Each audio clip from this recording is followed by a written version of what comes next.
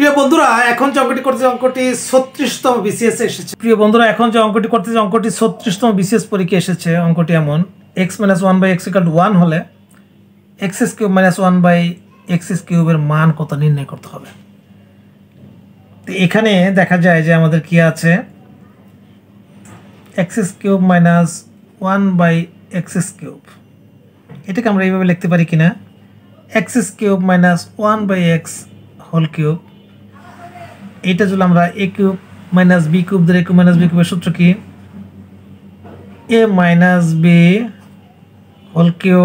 Plus 3ab into a - b। এইটুকুর মান দেওয়া আছে কত আমাদের, 1 এর পরে কিউব প্লাস 3 ইন্টু x কাটা, এর মান হলো কত 1।